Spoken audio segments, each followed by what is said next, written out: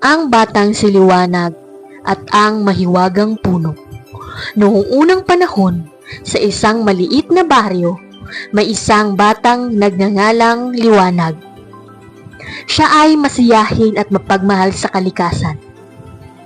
Araw-araw, naglalaro siya sa kakahuyan, kasama ang mga hayop at halaman.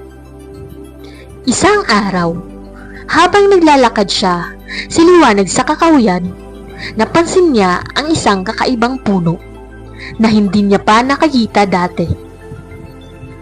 Ang mga dahon nito ay kumikinang at ang bunga ay tila mga bituin sa gabi. "Wow, napakaganda naman ang punong ito," sabi ni Liwanag sa kanyang sarili.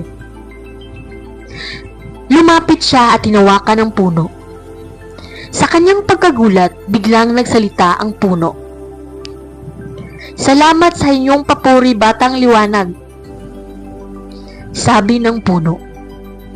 "Ako si Puno ng Buhay at matagal na akong naninirahan dito. Hindi ko basta-basta pinapakita kahit na sino." Nagulat ang Puno ng Buhay, tugon ni Liwanag. "Bakit mo ako kinakausap? Anong maitulong ko?" "Matagal na kitang pinagmamasdan," sagot ng puno.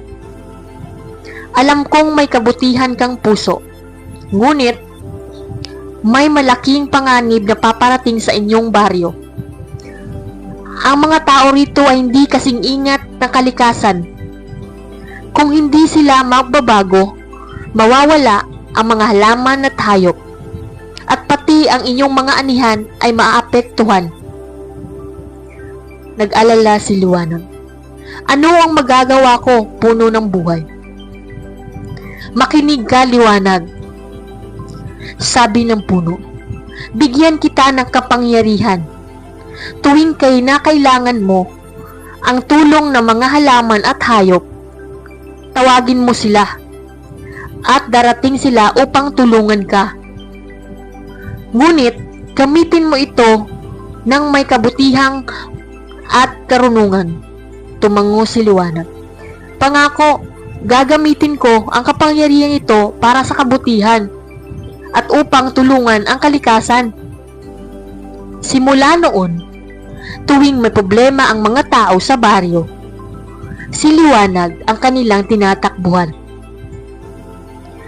Kapag may mga pananim na hindi tumutubo, tinatawag siya at sa mga halaman, "Mga kaibigang halaman, tulungan ninyo kami."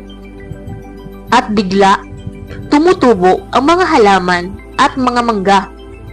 Kapag may mga hayop na nawawala at nagkakasakit, tatawag siya, "Mga kaibigang hayop, tulungan ninyo kami." At darating ang mga ibon, usa at iba pang hayop upang ibalik ang balanse sa kalagubatan. Dahil sa pangyayaring ito, nagpagtanto ng mga taga-baryo ang kahalagahan ng kalikasan. Maging mas mahalaga sila sa kanilang paligid at natuto silang makinig sa mga payo ng Batang si Liwanag. Isang araw, pagpapasalamat ang buong baryo kay Liwanag. "Salamat sa iyong kabutihan, Liwanag," sabi ng kanilang leader. "Dahil sa iyo, ang ating bayan ay umunlad at nambalik ang kagalakan." Ngumiti si Liwanag at tumingala sa langit. "Hindi ako mag-isa," sabi niya. "Lahat tayo ay may tungkulin sa kalikasan. Kapag inaalagaan natin ang kalikasan, naalagaan din tayo."